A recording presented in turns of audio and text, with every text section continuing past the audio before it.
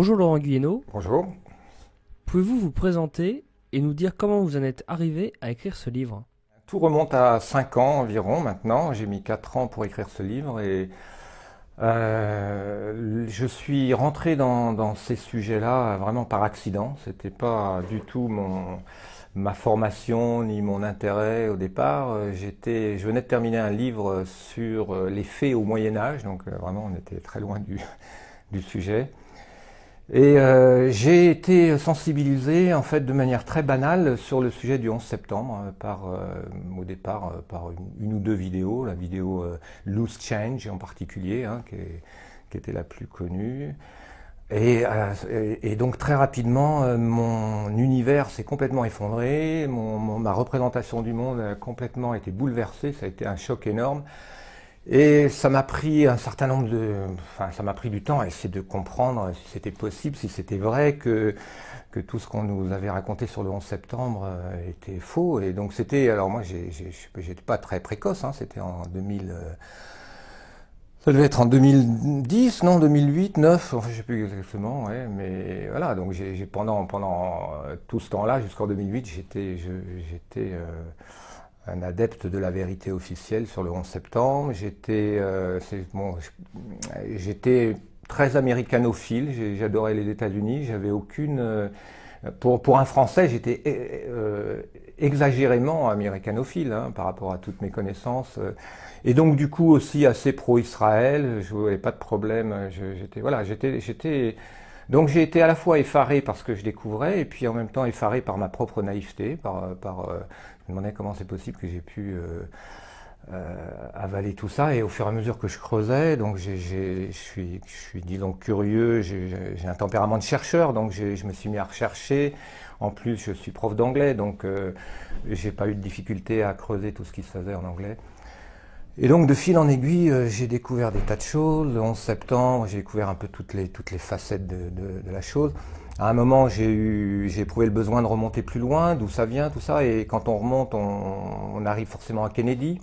Donc l'histoire de Kennedy m'a aussi bouleversé. J'ai trouvé ça absolument passionnant. Et puis il est arrivé un moment où je me suis dit il faut que je contribue à cette recherche. Donc mon ambition au départ était essentiellement de rassembler un peu l'essentiel, de faire le tri entre ce qui me paraissait sérieux, et puis de faire un condensé. Je me suis dit, le public français ne peut pas creuser tout ça. Enfin, quelqu'un qui n'est pas anglophone ne peut pas creuser tout ça. La recherche vraiment de pointe se fait en anglais. Donc je me suis dit, ma contribution, ça va être d'essayer de présenter au public français un condensé. Voilà. Et puis, du coup, j'ai quand même été amené à apporter ma propre contribution à la recherche elle-même. Donc j'ai publié aussi quelques articles sur Internet en anglais qui ont été appréciés. Donc voilà. Bon, et puis forcément j'ai été amené un peu plus loin que je voulais. Et au début je pensais faire un petit bouquin de 120 pages et puis voilà quoi. Et au bout d'un moment, donc l'ambition que j'ai eue, c'est vraiment d'arriver à faire une narration des événements, d'essayer de comprendre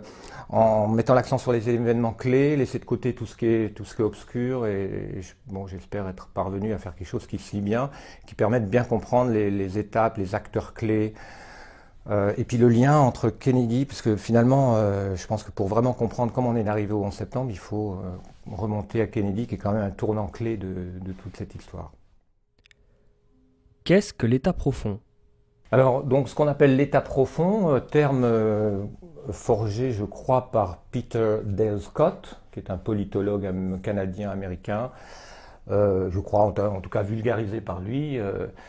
C'est une expression qui désigne quoi? Alors, on peut y voir plusieurs choses. On peut considérer que ça désigne des forces obscures du point de vue du grand public, hein, qui en réalité contrôlent l'État officiel, hein, les élus, les présidents, les députés, etc. On a l'État officiel qui est une institution. Voilà. Puis on a derrière ou en dessous, hein, en profondeur, d'autres acteurs qui sont donc liés évidemment au monde économique, surtout aux États-Unis où la politique se joue à coups de millions ou de milliards de dollars. Hein. Donc voilà, on peut voir ça comme... et ça, c'est pas difficile à comprendre quand on parle des États-Unis. Aujourd'hui, c'est assez banal de considérer que que les politiciens américains sont achetés avant même d'être élus et même avant même d'être éligibles, puisque n'importe quelle campagne électorale coûte des milliards. Donc l'État profond a une dimension, est lié au monde financier, de la haute finance, mais il est aussi lié à d'autres, il est aussi lié au monde de l'intelligence, c'est-à-dire du renseignement, intelligence au sens américain du renseignement. En 1947, on a Harry Truman, qui est président, qui vient de balancer 2 bombes atomiques sur le Japon, en 1945, et donc qui vient de créer, on peut dire que la guerre froide, il y a plusieurs manières de voir le début de la guerre froide, mais moi je pense que le début de la guerre froide, tout simplement, c'est Hiroshima, parce que c'est une manière de créer un nouvel ordre mondial fondé sur la terreur nucléaire, et donc forcément, la guerre froide donc, a déclenché le besoin de créer cet État sécuritaire qui est une structure dédiée à gagner la guerre froide. Alors c'est quoi? Alors Truman crée en 1947 donc avec ce National Security Act, il crée un certain nombre de choses, il crée le Conseil de sécurité nationale, plus tard qui aura un conseiller, qui aura un chef, le conseiller de sécurité nationale, qui est une personne donc, qui devient de plus en plus importante dans la politique étrangère, qui n'est pas un élu, mais qui est donc un personnage clé de l'État profond, qui est un peu entre les deux. Et il crée la CIA aussi. Donc la CIA, c'est vraiment la pièce maîtresse de l'État profond, du moins plus maintenant, je pense, mais dans ces années-là, pendant longtemps, ça reste la pièce maîtresse de l'État profond. Quand on étudie l'histoire de la CIA, surtout à ses débuts, elle est dédiée au néocolonialisme américain. Elle est dédiée alors, à la guerre froide d'une part, mais aussi, puisqu'elle intervient en Amérique latine, elle fait plein de choses, elle déstabilise des tas de gouvernements. Allen Dulles va organiser en mai 1953 l'opération Ajax, le premier d'une longue série de coups d'État entièrement gérés par la CIA.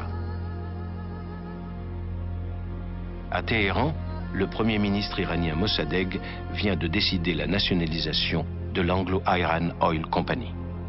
Les Britanniques organisent un embargo international à l'encontre de l'Iran, plongeant le pays dans le chaos.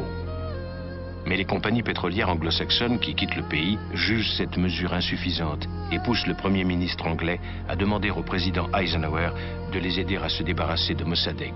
C'est Allen Dulles qui mettra au point son renversement et le retour au pouvoir du jeune Shah Reza Pahlavi qui dirigera le pays jusqu'à sa chute 25 ans plus tard. Ça n'a pas été un coup d'État parfaitement organisé. C'était plutôt quelque chose d'assez fou. Et vous savez qui était derrière tout ça? British Petroleum, BP. Le Premier ministre anglais est venu voir Eisenhower et lui a dit « Nous risquons de perdre les puits de pétrole iraniens. Et nous en avons besoin, comme vous avez besoin de ceux de l'Arabie Saoudite. » Et les Américains y sont allés. On ne pouvait pas laisser tomber l'Iran, mais d'un autre côté, on n'allait pas refaire une deuxième guerre de Corée en Iran. L'opération clandestine était la solution la moins coûteuse. Et comme la CIA était inactive et qu'Allen Dulles venait de prendre ses fonctions avec pour mission d'agir, il l'a fait. Et d'après lui, le moyen le moins onéreux de montrer que nous étions une grande puissance, c'était de renverser des gouvernements, mais en confiant ce travail à la CIA. Ça a été un si grand succès qu'ils se sont dit « Pour le Guatemala et les autres pays, on n'a qu'à faire comme ça, c'est beaucoup plus simple. » Et la question de savoir si c'était moral ou immoral... Elle est dédiée à maintenir une sorte d'hégémonie économique et militaire des États-Unis. Vous dites dans votre livre que la CIA est en partie indépendante vis-à-vis du président. Pouvez-vous nous l'expliquer? Oui, ça c'est en vertu d'un principe qu'on appelle plausible deniability, le déni plausible, qui est inscrit dans ce National Security Act de 1947 et donc dans les statuts de la CIA, qui dit que pour des raisons pour protéger le président, la CIA doit organiser toutes ces opérations secrètes. En gros, on peut dire sans en informer le président. Ou en tout cas, en faisant en sorte que le président puisse toujours dire qu'il n'était pas au courant. Donc, entre le fait de permettre au président de dire « j'étais pas au courant » et de ne pas le mettre au courant, effectivement, la tentation, donc très souvent, le président, effectivement, devient hors jeu de ce jeu-là. Après, ça va dépendre quel président. Il y a des présidents qui ont un peu plus, qui ont un pied dans la CIA, justement. Il y en a d'autres qui sont complètement en dehors. Ouais, ça, c'est un aspect important, effectivement, qui explique que cet État profond devient autonome, notamment la CIA, hein, puisque dans les années 70, on a découvert des tas de choses. On a découvert qu'elle s'occupait de faire assassiner des tas de dirigeants, de déstabiliser des tas de gouvernements élus pour implanter des dictateurs aux ordres de Washington, etc. Donc tout ça, ça a été un peu révélé par des commissions d'enquête dans les années 70. Et c'était une surprise énorme pour les Américains, parce que c'est totalement illégal, totalement... donc la CIA est effectivement devenue... une sorte de mafia, qui fonctionne quand même sur le budget, plus ou moins des budgets. Alors des budgets aussi, pour pouvoir travailler justement dans l'obscurité la plus totale, la CIA en plus est amenée à générer ses propres financements. Hein, ça c'est un aspect important des choses et peut-être l'aspect le plus terrifiant, parce qu'on s'aperçoit que la CIA est toujours partout très impliquée dans le trafic de drogue. Et pas du cannabis, non, de la cocaïne et de l'héroïne. Essentially, black operations were not only caught dealing arms illegally and supporting South American dictators, but also smuggling drugs into the United States. Iran-Contra was really the merging of two different programs. The first one was support for the Contras, who were, let's face it, a force of terrorists in Nicaragua trying to overthrow the Sandinista government. They were being secretly supported by the CIA, and at the bottom of the whole thing was drugs. Iran-Contra was openly exposed by massive network coverage. How was it that in 3 years a network Washington set up to run arms to the Contras wound up running cocaine into this country for the most vicious drug cartel in the world? At the same time, we were supposed to be fighting a war against drugs. Tous ces trafiquants savaient qu'il valait mieux pour eux de faire partie de l'équipe, de se prévaloir de l'immunité de la CIA. Un jour, j'étais avec l'Américain le plus haut placé dans la lutte contre ce trafic au Moyen-Orient et il a dit en ma présence, « Le problème, c'est que je découvre que toutes mes cibles travaillent pour la CIA. » Que ça soit au Vietnam, en Asie du Sud-Est, puis au Moyen-Orient, en Afghanistan, et quand on regarde un peu l'histoire des réseaux de drogue, on est assez effrayé finalement de conclure que tout ça a été très fortement encouragé. Disons que les explosions diverses des différents réseaux de drogue, héroïne et cocaïne, sont très liées à la CIA. Ça c'est assez effrayant. Et parallèlement, puisque partout il y a du trafic de drogue, que ce soit en Asie du Sud-Est, en Afghanistan ou ailleurs, il y a un trafic d'armes. C'est deux choses qui, curieusement non, ça s'explique, vont toujours ensemble. C'est-à-dire que la drogue va dans un sens et puis les camions reviennent avec des armes. C'est toujours comme ça. Et les armes servent à armer des milices, des pseudo-révolutionnaires et déstabiliser des pays à droite et à gauche. Donc, en fait, on a une CIA qui est en fait indépendante à la fois sur le plan des ordres et puis même financièrement. Et même financièrement, et même de tas de manières, puisque lorsqu'on a des inspirations très sensibles, il est très difficile de savoir, de prouver qu'un tel travaille pour la CIA, parce qu'évidemment, il n'est pas sur la feuille de paye de la CIA lorsqu'on est dans des opérations. Donc c'est effectivement une machine absolument monstrueuse qu'a créée Truman, contre l'avis de beaucoup de gens qui étaient inquiets effectivement de cette autonomie qu'on lui donnait. Bon, après l'histoire a évolué, la CIA a été, certains présidents, dont Kennedy, ont essayé de prendre le contrôle un petit peu de tout ça. Donc ces opérations sont un petit peu, il y en a beaucoup qui sont sortis de la CIA, qui sont rentrés sous le contrôle direct du Conseil de sécurité nationale. Bon, après ça s'est diversifié en fait. Hein. L'État profond s'est beaucoup diversifié. C'est pas une entité bien définie, l'État profond, et surtout il faut pas voir ça comme un espèce de groupe de gens qui sont tous d'accord. Parce que enfin, c'est un peu l'image qu'on a tenté d'avoir, mais en réalité, c'est simplement un niveau obscur dans lequel se passent des tas de choses, avec des tas d'acteurs qui ont des intérêts divergents, parfois convergents, parfois divergents, et qui peuvent se trahir, se manipuler eux-mêmes, puisque quiconque veut manipuler l'État américain doit commencer par manipuler l'état profond. Donc il y a beaucoup de manipulation déjà à cet état profond. Et du coup, c'est un petit peu comme un oignon. Il y a des états profonds, puis il y a des profondeurs qu'on soupçonne, qu'on découvre après quand on rentre là-dedans. On pourrait voir par exemple un exemple hein, pour illustrer. C'est ce qui s'est passé, ce qu'on voit se passer à partir de Reagan, de la présidence de Reagan, entre le clan, enfin après la présidence de Reagan, entre le clan Bush, on peut dire, hein, qui est lié au clan Rockefeller, Harriman, enfin tout un monde de financiers plutôt WASP, hein, plutôt anglo-saxons, hein, et puis les néoconservateurs.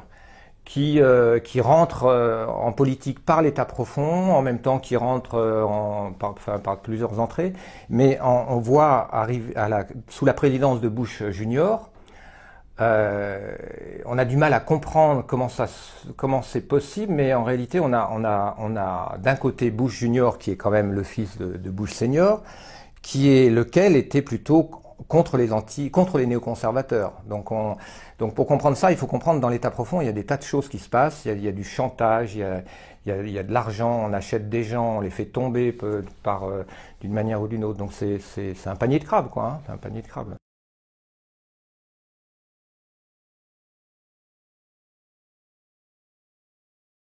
Alors JFK, lui, fait partie de ce monde économique, hein, donc c'est un personnage, évidemment, il a beaucoup d'ambiguïté. Jack Kennedy, moi je recommande pour vraiment comprendre Kennedy, outre mon livre, mais mon livre s'appuie beaucoup en fait sur un livre extraordinaire de James Douglas, qui est maintenant traduit en français aux éditions 2001, et moi que j'ai lu 5 fois parce qu'il m'a énormément ému. Bien qu'après, je me suis aperçu qu'il manque peut-être certains éléments, mais on saisit bien la dimension de Kennedy, hein, qui est un individu tout à fait exceptionnel, hein, qu'on ne peut pas réduire à sa famille. C'est une famille exceptionnelle, mais John Kennedy lui-même et son frère Robert sont deux individus exceptionnels, et donc qui ne se réduisent pas à simplement leur monde. Mais ils sont quand même issus de ce monde de la haute finance, irlandaise, enfin dans un espèce de clan irlandais, voilà. Mais c'est un personnage, voilà, qui a utilisé l'argent de son père pour faire des choses que son père n'approuvait pas forcément. Il faisait pas le travail il n'était pas aux ordres de son père, pas du tout. Hein. D'accord. Mais enfin, il y a cette dimension dans Kennedy. Bon, si on résume en fait le parcours de Kennedy et puis son affrontement avec l'état profond. Hein, il y a quelques épisodes clés. Il y a l'épisode de la baie des cochons. À Cuba, Fidel Castro, qui vient de chasser le dictateur Batista, nationalise les plantations de sucre détenues par les Américains. Dès le lendemain, commence l'escalade. Fin des prêts à Cuba, rupture des relations diplomatiques entre les deux pays et accord commercial soviéto-cubain. Castro défie Washington et s'affiche avec le chef du Kremlin, Khrouchtchev. Il était un très mauvais exemple pour les autres pays d'Amérique latine. L'idée qu'une petite île se rebelle contre Washington et déclare qu'elle ne serait plus un pays satellite, c'était inadmissible. C'est Eisenhower qui avait remis à John Kennedy, le jour même de la passation de pouvoir, le dossier baie des cochons. Un complot organisé par Richard Nixon, qui était alors persuadé d'être élu contre Kennedy en 1960, et Allen Dulles. Kennedy avait donc hérité du projet mis au point par la CIA, le renversement de Castro grâce à un débarquement dans la baie des cochons. Il a donné son accord. Il était à la recherche d'une initiative, on lui a proposé la baie des cochons et il en a accepté l'idée. Kennedy venait d'occuper le bureau présidentiel juste après son élection. On lui parle de la baie des cochons, il déteste ça, mais il y va quand même. Et c'est un désastre intégral. La CIA envoya au suicide 1500 exilés cubains peu expérimentés, en espérant que Kennedy, devant le désastre, se sentirait obligé de dépêcher l'armée américaine en renfort. Mais Kennedy refusa et l'opération échoua. La CIA lui attribua la totalité de l'échec de la baie des cochons. Le véritable plan était que ces insurgés, entre guillemets, cubains, une fois débarqués à Cuba, évidemment n'auraient pas pu faire grand-chose, et donc auraient appelé à l'aide les États-Unis, qui, comme par hasard, avaient quelques porte-avions pas trop loin, et sous la pression, Kennedy aurait été obligé d'autoriser l'intervention des États-Unis. Mais il avait dit, il n'est pas question, il l'avait dit, je signe, mais il n'est pas question qu'il sentait le coup venir, donc il l'avait dit, pas question que les États-Unis interviennent officiellement. Et donc, lorsqu'il a été mis au pied du mur, si vous n'intervenez pas, ces insurgés, ces pauvres malheureux cubains, ils vont se faire massacrer, il a dit, ben, je signe pas.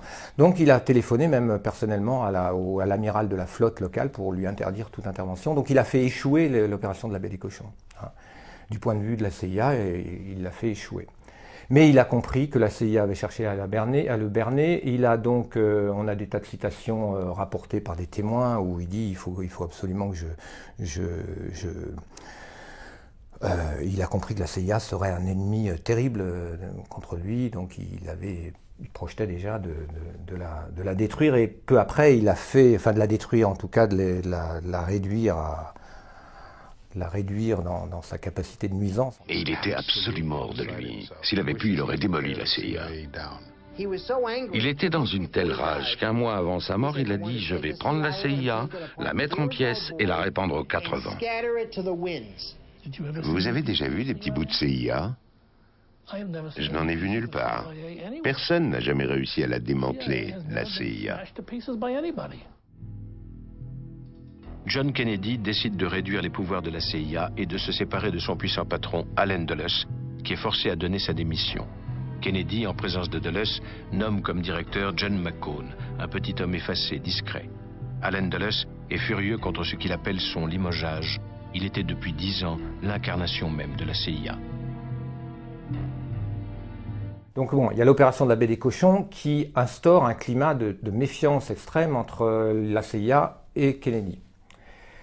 Il y a après la crise des missiles cubains en octobre 62. Le monde a vécu une semaine dramatique. En mission de surveillance au-dessus de Cuba, les avions U-2 américains photographiaient la construction et l'établissement de rampes de lancement de fusées dont l'existence ne pouvait plus passer pour une mesure défensive. Or, Cuba n'étant qu'à 200 km, les côtes américaines jusqu'à New York étaient tenues sous le feu des fusées à courte portée, tandis que les engins à moyenne portée menaçaient les 2/3 des territoires des États-Unis. Ces photographies allaient déclencher l'alerte. Dans un discours imprévu, le président Kennedy dénonçait le péril. Ces bases, disait-il, ne peuvent avoir d'autre raison que de fournir une force de frappe nucléaire dirigée contre nous.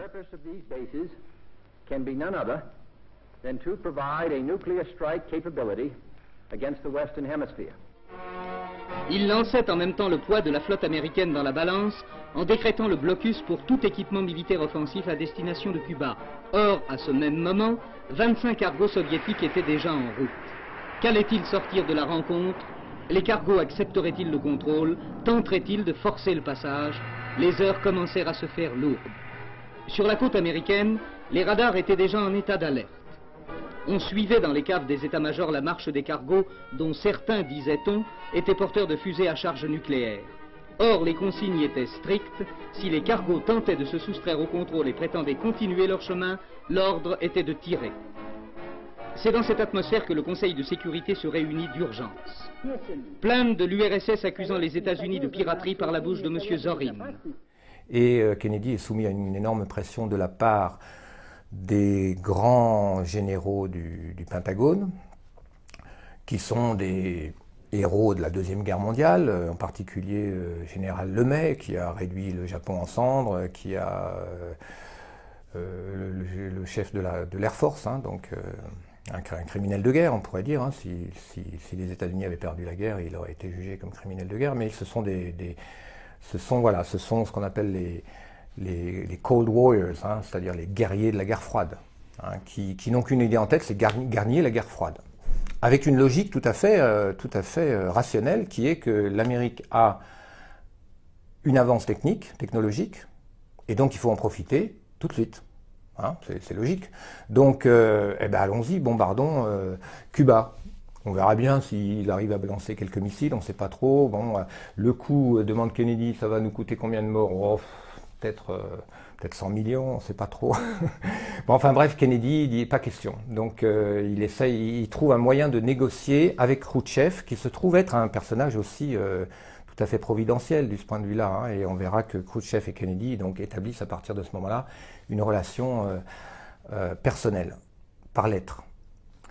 Enfin bref, Kennedy parvient à sortir de la crise sans guerre, aux grandes dames de Lemay et des grands généraux qui pensaient que c'était l'occasion de déclencher la Troisième Guerre mondiale, inévitable, cette Troisième Guerre mondiale, de toute manière, il fallait qu'on en finisse le plus vite possible. Donc ils ont fait échouer une obsession, un plan qui avait mûri, hein, ce plan de finir la guerre froide, enfin de la réchauffer, du coup la faire exploser, et de la gagner rapidement. C'était quelque chose qui avait mûri, c'était pas simplement de la paranoïa, c'était... Il y a eu des rapports, il y a eu des mémos, il y a eu des commissions qui ont élaboré des stratégies pour ça. Donc la crise des missiles cubains, pour certains, était l'opportunité, l'occasion rêvée de déclencher cette guerre. Après, il y a le fait que Kennedy établisse un lien, une relation de confiance avec, on a ces lettres, l'échange de lettres, il y en a une vingtaine hein, de lettres entre Kennedy et Khrouchtchev qui ont circulé totalement hors circuit, Kennedy ne faisant pas confiance et Khrouchtchev non plus, Khrouchtchev étant un peu dans la même situation en fait, hein, il avait autour de lui des guerriers qui voulaient... et lui, il a compris que non, la guerre nucléaire, c'est pas possible, quoi. Il fallait à tout prix. Donc, ils ont eu, je pense, des prises de conscience parallèles, hein, ces deux hommes, et donc ils se sont retrouvés, ils se sont compris, ils se sont fait confiance, et ils ont cherché à avancer, chacun étant finalement obligé de se méfier dans leur propre dos. Il a aussi initié un dialogue avec Castro, alors pas personnellement, mais en faisant jouer ses amis journalistes. Donc là aussi, la CIA le surveillait évidemment et savait très bien ce qui se tramait, d'autant plus que la CIA, alors faut bien un exemple par exemple pour comprendre ce qui se jouait, la CIA, eux, essayaient de faire assassiner Castro. Tout en s'arrangeant pour que s'il y a quelque chose qui foire, ils puissent dire c'est Kennedy qui nous l'a demandé. Alors que Kennedy n'était pas au courant, ni Kennedy John, le président, ni le chef théorique de la CIA, non, il n'est pas chef de la CIA par contre. Il est chef du FBI, l'Attorney General, c'est-à-dire le ministre de la Justice, qui est Robert Kennedy, le frère cadet de Kennedy.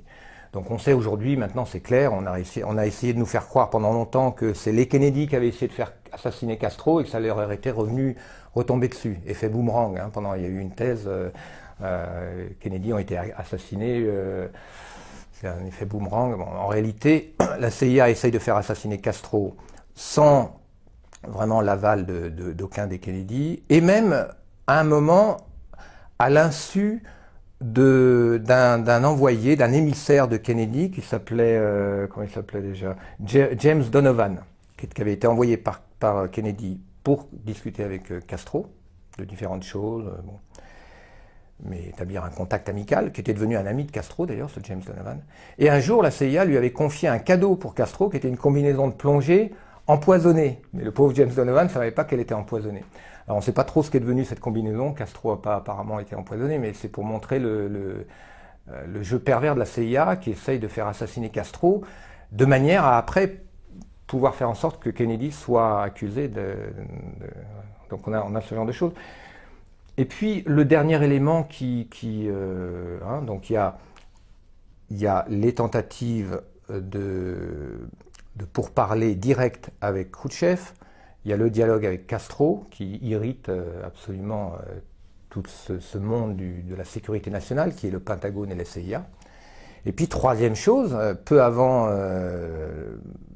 dans les derniers mois, on s'aperçoit que Kennedy veut arrêter la guerre du Vietnam, qui n'a pas vraiment commencé en fait. La guerre du Vietnam, les historiens sont très divisés, mais je sais qu'aux élèves de lycée, on dit que la guerre du Vietnam, c'est Kennedy qui l'a créée. Non, Kennedy a accepté d'envoyer 15 000 conseillers militaires, bon, c'était des soldats, mais enfin, ils n'étaient que 15 000, pour soutenir le gouvernement ami du Vietnam Sud contre le Vietnam Nord, mais on ne peut pas dire qu'il y avait une guerre du Vietnam. Donc, mais Kennedy a dit ça suffit, ramenez-les. Il avait signé des mémorandums NSAM 263, hein, pour le citer, ça fait partie des archives déclassifiées, où il est très clair que Kennedy veut d'ici progressivement retirer toutes les troupes pour qu'en 1965, il n'y ait plus personne, l'Amérique n'ait plus personne au Vietnam, qu'il se débrouille. Alors ça fait un certain nombre de choses tout à fait inacceptables et on imagine que ça suffit pour générer un complot, une décision au sein de cet État profond qui implique le Pentagone, la CIA, mais essentiellement la CIA, d'éliminer Kennedy tout simplement. Bon, cela dit, en creusant, on s'aperçoit qu'il y a d'autres composantes. En particulier, et il y a différentes thèses qui s'affrontent. Hein, parmi les chercheurs sérieux et honnêtes sur Kennedy, parce qu'il y a tout un tas de thèses qui sont en fait des leurs pour attirer. Il y a la thèse de la mafia corse, il y a la thèse de la mafia tout court, on ne sait pas trop laquelle. Il y a des tas de thèses bidons qui sont véritablement destinées à créer de la confusion. Mais parmi les thèses sérieuses, enfin telles que moi je les ai identifiées, il y en a 3. Il y a cette thèse-là qu'on vient de dire qui effectivement fait porter le soupçon principal sur la CIA. Hein, parce que le Pentagone peuvent être d'accord, mais ils n'ont pas les moyens, c'est la CIA qui a les moyens d'organiser un tel assassinat. Donc la CIA, Richard Helms, le patron des opérations clandestines. Mais il y a quelques problèmes avec cette thèse, notamment le fait que, tel que le complot a été préparé, visiblement, avec un Oswald, James Lee Oswald, un patsy, comme on dit, c'est-à-dire un espèce de bouc émissaire, un lampiste, on peut traduire ce terme patsy, qui s'applique particulièrement à Oswald, qui a été préparé pour faire porter le chapeau aux soviétiques et aux cubains, puisqu'il aurait été communiste, etc. Il y a tout un tas de liens. C'est un personnage qui a été fabriqué, on a fabriqué son histoire pour qu'au moment où on l'arrête, on puisse dire « Ah, c'est un communiste ». Et donc, voilà. Donc, visiblement, le but était de faire une opération sous fausse bannière, tout simplement. Tel qu'on en retrouve après, c'est même le prototype de l'opération sous fausse bannière. Après, on parlera une autre fois de Ben Laden, mais c'est la même chose. C'est un faux coupable qui est fait pour faire porter le chapeau à la puissance ennemie. Et donc, du coup, pour en même temps déclencher cette Troisième Guerre mondiale, déclencher une invasion de Cuba. Évidemment, c'était pour que le public américain soit préparé à comprendre que la vengeance implique qu'il faut aller bombarder Cuba. Et après, advienne que pourra, évidemment, les soviétiques. Donc visiblement, mais ça n'a pas eu lieu. Donc ça pose question, ça déjà. Si le complot a bien fonctionné, pourquoi après il n'y a pas eu la guerre contre Cuba? Alors il y a eu la guerre contre le Vietnam, il y a eu l'escalade de la guerre du Vietnam de Johnson. Donc certains pensent que c'est Johnson qui a empêché finalement l'invasion de Cuba. Cuba c'est un peu près, un peu risqué. On va aller faire la guerre beaucoup plus loin là-bas où les Américains, de toute manière, ça les intéresse. Enfin je veux dire, ça les angoissera moins. Une guerre près de la Floride, un peu. Donc on peut imaginer que Johnson a joué un rôle de compromis. C'est une manière de lui donner le bon rôle. Mais en fait, il y a beaucoup de chercheurs qui pensent qu'au contraire, Johnson est le plus malin de tous les comploteurs et que c'est lui le véritable cerveau de l'opération. Et ça ressort pas du tout dans le livre de James Douglas, qui fait partie des chercheurs qui exonèrent Johnson, Lyndon Johnson. Je rappelle, Lyndon Johnson était le vice-président de Kennedy, devenu président automatiquement. Alors l'histoire, là, il faut absolument comprendre qui est Lyndon Johnson aussi, et ses biographes, tout un tas de livres sont parus récemment, les archives déclassifiées. On est maintenant 50 ans après les événements, et donc il y a eu beaucoup d'archives déclassifiées, donc on a une période où on arrive à y voir beaucoup plus clair. C'est pour ça qu'il y a des tas de livres passionnants qui sont sortis récemment, parce que tout un tas de documents qui permettent d'y voir beaucoup plus clair. Et à mon avis, il est impossible d'exonérer Johnson. De toute manière, il est inimaginable que ceux qui ont comploté pour tuer Kennedy l'aient fait sans l'assurance que Johnson couvrirait les choses. C'est inimaginable. C'est Johnson, lui, et presque uniquement lui, qui a bloqué toute enquête, qui a empêché que la vérité sorte, qui a tout verrouillé pour que Oswald porte le chapeau. Mais il a été plus malin que la CIA, parce que lui, ce qui l'intéressait, c'était pas de la guerre contre Cuba, c'était devenir président. Donc il a été, en fait, moi je pense qu'il a véritablement été l'homme clé, et c'est un personnage, alors autant Kennedy est un personnage christique, autant Lyndon Johnson, quand on étudie sa biographie, Il a probablement au moins 5 ou 6 cadavres derrière lui. C'est un psychopathe, c'est un personnage absolument abominable, quoi. Donc ça aussi, c'est une dimension... c'est une dimension oui, un peu diabolique de cette histoire qui ne ressort pas du tout dans le livre de James Douglas. Donc ça, c'est la deuxième thèse. Qui a tué Kennedy? Première thèse, la CIA. Moi, je dis chaque thèse représente un tiers de la vérité. Ça, c'est un tiers de la vérité. Peut-être le plus gros tiers. Hein, l'État profond, la CIA, peut-être le plus gros tiers. Deuxième tiers, Johnson. Sans Johnson, c'était pas possible. Et probablement que Johnson, en acceptant la vice-présidence, avait déjà prévu son coup. Enfin, à mon avis, c'est quand même l'homme clé. Mais il y a une troisième thèse qui alors est représentée pratiquement par un seul livre, hein, de Michael Collins Piper, qui est Israël. Alors, quand on essaye de creuser la piste Israël, il y a aussi des éléments troublants. Il y a deux choses troublantes, il y a des éléments troublants, je vais vous en donner un, mais il y a aussi une autre chose troublante, c'est que ces éléments troublants qui incriminent Israël sont soigneusement évités par la majorité des chercheurs. Un exemple tout bête. Si on veut savoir qui a tué Kennedy, le mieux, c'est d'essayer de comprendre qui a tué Oswald. Parce que Oswald, c'est le petit pion à qui on veut faire porter le chapeau, qu'on aurait dû probablement, il était probablement question qu'il se fasse éliminer durant son arrestation. Bon, malheureusement, il a eu le temps de dire « Ah, je suis pour rien, I'm just a patsy hein, », je suis juste un pion. Bon, ça déjà, c'était un peu gênant. Bon, enfin bref, il a été tué 2 jours après. Par qui? Ben, logiquement, par celui qui est chargé de le faire taire pour protéger le vrai coupable. Ben, c'est la logique même.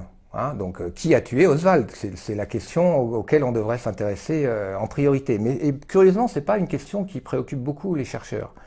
Et la raison, à mon avis, c'est que celui qui a tué Oswald, c'est Jack Ruby. Et il est très difficile de savoir quel est son vrai nom, parce que pratiquement aucun chercheur ne le dit. Jack Ruby, en réalité, ça s'appelle Jacob Léon Rubinstein. Bon. Alors, qui est Jack Ruby ou alias Rubinstein? Ça fait partie des éléments, c'est un exemple. Hein, je vous donne juste un exemple d'éléments qui conduit vers Israël, mais cette piste est curieusement, enfin ça pose question, elle est soigneusement évitée par beaucoup de chercheurs qu'on peut pourtant difficilement soupçonner de... Je pense que là, il faut invoquer tout un tas de mécanismes psychologiques, des gens qui sentent qu'on peut incriminer la CIA, on peut incriminer Lyndon Johnson. Si on incrimine Israël, là, on est dans un autre... on risque plus gros. Je pense qu'on est forcément obligé d'invoquer ces choses-là. Parce que Jack Ruby, par exemple, en gros, hein, lorsque vous lisez les livres intéressants sur Kennedy, on vous dit il était lié à la mafia, etc. La mafia? Mais non, pas la mafia juive. Qui existe, contrairement à ce que beaucoup de gens pensent, et qui est très différente, qui n'a rien à voir, enfin qui a des liens évidemment avec la mafia sicilienne, mais qui est un réseau criminel essentiellement organisé par des Israéliens ou des Juifs, qui sont eux-mêmes liés pratiquement tous au Mossad ou au service secret israélien et à l'État profond israélien, qui se sentent très souvent très loyaux vis-à-vis de leur communauté et de leur pays. Et Jack Ruby fait partie de ce monde-là. Et plus incroyablement, Jack Ruby qui est un personnage un peu instable, et à partir du moment où il est emprisonné, il se met à dire des trucs incroyables, il se met à dire « j'ai fait ça pour mon peuple ». Il se met à vouloir exiger de parler à Johnson, à Lyndon Johnson en personne, pensant probablement que Lyndon Johnson l'aurait fait libérer. Et il fait passer un message à Johnson, si je ne parle pas à Johnson, il va arriver des choses terribles à mon peuple, le peuple juif. Hein. Donc il dit des tas de choses comme ça, bizarres, qui sont quand même un peu troublantes, qui en tout cas suscitent un peu de recherche, quoi. Hein. Qui ont été faites? Bah non. Non, sauf par un chercheur qui s'appelle Michael Collins Piper, mais qui est évidemment diabolisé, y compris dans la communauté des chercheurs sur Kennedy, qui est une communauté énorme. Ça. Voilà. Donc à titre purement informatif, c'est bien de le voir qu'il y a 3 thèses. Il y a la thèse dominante, CIA, et une thèse un petit peu qui est montante, qui à mon avis va finir par l'emporter un peu, qui est la thèse Johnson, avec quelques livres récents très très intéressants qui démontrent à quel point Johnson était impliqué jusqu'au cou. Et puis il y a cette thèse qui montre quand même des éléments incriminant Israël, thèse qui a du sens lorsqu'on comprend aussi un aspect de la politique de Kennedy, qui est un aspect, disons, du combat que menait Kennedy pour la paix, qui était d'empêcher Israël de se doter de l'arme nucléaire. 1961. John Kennedy est élu président. Tel Aviv constate alors que le soutien de Washington faiblit. Kennedy, plus qu'aucun autre président américain, cherchera à freiner le programme de développement nucléaire israélien. Les deux pays ont connu des périodes de forte tension, surtout lorsque Kennedy a exigé pour les Américains un accès à Dimona. Il voulait empêcher les Israéliens de produire des armes atomiques afin de mettre un terme à la course nucléaire. Mais Israël a eu le dernier mot. La tension a été très forte. Tout s'est joué à huis clos. Kennedy hausse le ton. Il exige une inspection de Dimona pour s'assurer qu'on n'y fabrique pas d'armes nucléaires. Il menace même de suspendre l'aide économique accordée à l'État hébreu. Israël cède en apparence. À cause de la pression américaine, les Israéliens ont accepté une inspection de la Commission atomique américaine, une inspection de réacteurs. Puisque la théorie, c'était que c'était un réacteur de recherche et non un réacteur qui pouvait produire du plutonium. Et donc, pendant des mois, les Israéliens ont monté une salle de commande complètement qui n'avait aucun rapport avec la réalité, mais où il y avait des vraies commandes, où il y avait des... Et derrière cette salle de commande, il y avait des techniciens et des savants israéliens qui avaient programmé, tous, au fur et à mesure que les Américains prenaient maniaient les commandes, eux réagissaient pour que les données qui apparaissent soient des données d'un réacteur civil et d'un réacteur de recherche. Dimona sert bien à fabriquer du plutonium et des armes nucléaires. Les Israéliens prétendent le contraire, mais Kennedy n'est pas dupe.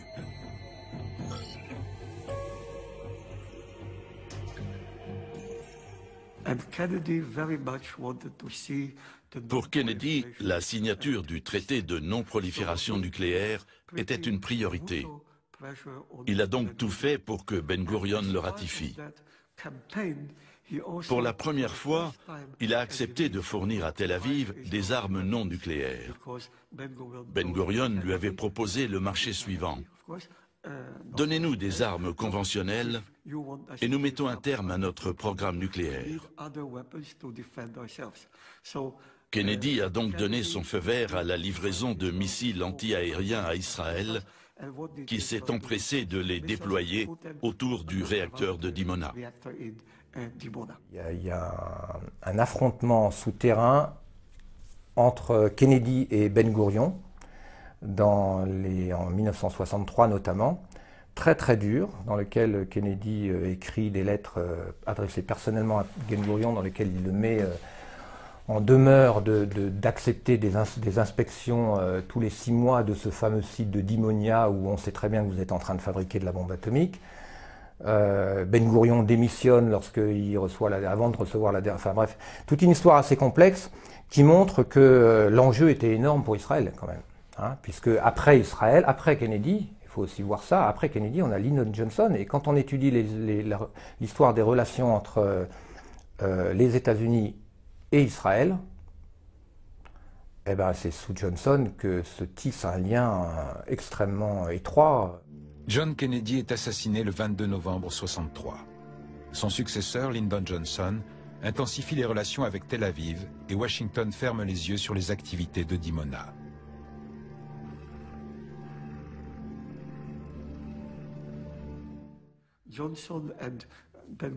Johnson et Eshkol, le successeur de Ben Gurion, ont conclu un accord simple. Vous, Israéliens, ne dites rien, et nous, Américains, ne savons rien. C'est Johnson qui a fait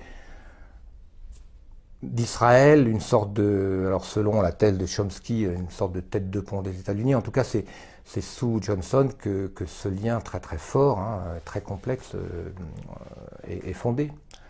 Donc on voit que l'enjeu était énorme pour Israël et les bienfaits qui ont résulté de l'assassinat de Kennedy sont gigantesques.